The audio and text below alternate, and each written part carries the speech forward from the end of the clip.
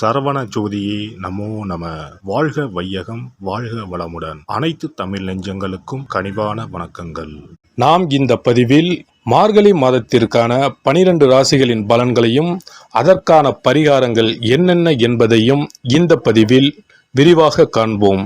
எல்லோர் வாழ்விலும் வளமும் நலமும் செல்வ செழிப்பும் பெற எல்லாம் வல்ல இறைவனை வேண்டுகிறேன். ஓம் நம சிவாய. கன்னி ராசி அன்பர்களுக்கு உத்திரம் 2ஆம் பாதம் முதல் அஸ்தம் சித்திரை 2ஆம் பாதம் வரை தன்னம்பிக்கையுடன் செயல்பட்டால் தலை நிமிர்ந்து நடக்கக்கூடிய மாதம். அலுவலகத்தில் தேக்கமும் ஏக்கமுமாக இருந்த நிலை மாறும். உயர்வுகள் வரும். சமயத்தில் வீண் குழப்பமும் வேண்டாத கற்பனையும் கூடாது. அனுபவம் மிக்கவங்க ஆலோசனைகளுக்கு முக்கியத்துவம் கொடுங்கள். யாரோட தவறான வழிகாட்டலுக்கும் தலையசைக்க வேண்டாம். என்னதான் அவசரமாக இருந்தாலும் கோப்புகளில் கையெழுத்திடும் பொழுது கொஞ்சம் அலட்சியம் கூடாது. பணத்தை கையாளும் பொறுப்புல உள்ளவங்க கூடுதல் கவனமாக இருப்பது மிகவும் அவசியம். அலுவலகத்தில் விளையாட்டாக கூட பிறர் மனம் நோகும்படி பேச வேண்டாம். இப்போதைய அமைதிதான் எதிர்காலத்துக்கு ஏற்றம் என்பதை உணர்ந்து செயல்படுவது நல்லது. குடும்பத்தில் கசந்த காலம் மாறி வசந்த காலம் உருவாகும். பூர்வீக சொத்து லாபம் தரும். பணவரவு சீராகும். பழைய கடன்கள் சுலபமாக பைசலாகும். வாழ்க்கை துணையுடன் அந்யோன்யம் உருவாகும். வாரிசுகள் வாழ்க்கையில் இருந்த சுபகாரிய தடைகள் விலகும். இளம் வயதினரோட காதல் பெற்றோரால் ஏற்கப்பட்டு மனம் போல மனப்பேறு கிட்டும். வீடு வாகனம் புதுப்பிக்க சந்தர்ப்பம் அமையும். பெற்றோர் பெரியோர் ஆசியோடு குலதெய்வ வழிபாட்டை செய்து முடிப்பது மிகவும் அவசியம். நீண்ட காலமாக சிகிச்சை எடுத்துக்கிட்டு வருபவர்கள் புதிய வகை மருத்துவத்தால் சீரான உடல்நலத்தை சீக்கிரம் பெறுவீர்கள். செய்யும் தொழிலில் திடீர் அதிர்ஷ்டம் கிடைக்க வாய்ப்பு உண்டு. முடங்கி கிடந்த முதலீடுகள் லாபம் தர தொடங்கும். சமயத்தில் வேண்டாத நட்புகள் தேடி வரும். உணர்ந்து ஒதுங்குவது நல்லது. எதிர்பார்த்த அரசு அனுமதி, வங்கி கடன்கள் நிச்சயம் கிட்டும். புதிய ஒப்பந்தங்களில் கவனம் தேவை.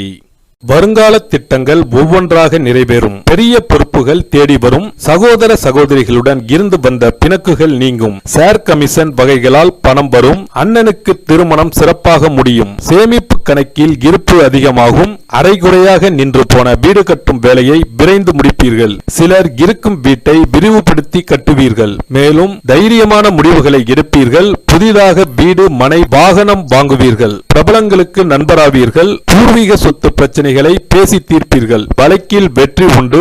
மகளுக்கு நல்ல பலன் கிட்டும். புது டிசைனில் நகைகள் வாங்குவீர்கள். வேலை சுமை, பராமரிப்பு செலவுகள் அதிகரிக்கும். சில காரியங்களை போராடி முடிக்க வேண்டி வரும். பிரபலங்களை பகைத்துக் கொள்ளாதீர்கள். விலை உயர்ந்த பொருட்களை கவனமாக கையாளுங்கள். குடும்ப அந்தரங்க விஷயங்களை எவரிடமும் பகிர வேண்டாம். பழைய கடன் பிரச்சனைகள் மனதை வாட்டும். மூன்றாவது நபருக்கு உதவி செய்யும் போது கவனம் தேவை. வீண் உபத்திரவங்கள் ஏற்பட வாய்ப்பு உண்டு.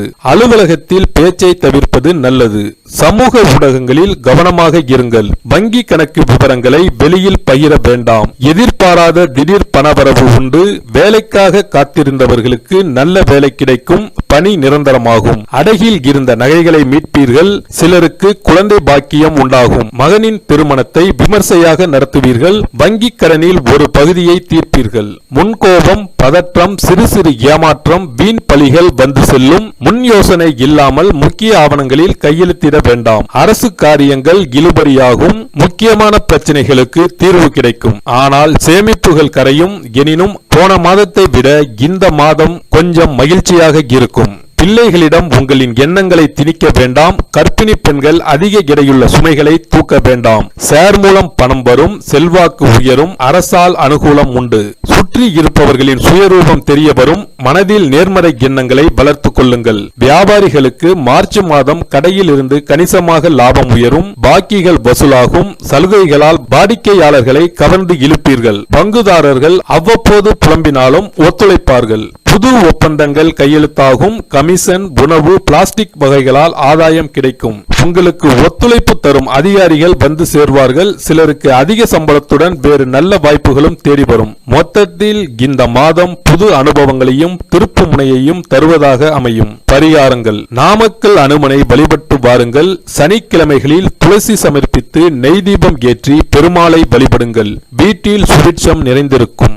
சனீஸ்வர பகவானால் ஏற்படும் பாதிப்புகளை குறைக்க சிறப்பு பரிகாரத்தை இப்பதிவில் காண்போம். சனிக்கிழமை சனி பகவானுக்கு பிடித்த நாள் என்பதால் அன்று மாற்றுத்திறனாளிகளுக்கு உதவி செய்வது சனி பகவானை திருப்தி செய்யும். வசதி இருப்போர் அவர்களுக்கு உதவும் வண்ணம் ஊன்றுகோல், வண்டிகள் போன்றவற்றை வாங்கி தரலாம். சனி பகவானின் வாகனம் காகத்துக்கு தினமும் அல்லது சனிக்கிழமைகளில் உணவு படைப்பவர்களுக்கு முன்னோரின் ஆசிகளுடன் சனி பகவானின் ஆசிகளையும் பெற்றுத்தரும் என்பது உறுதி.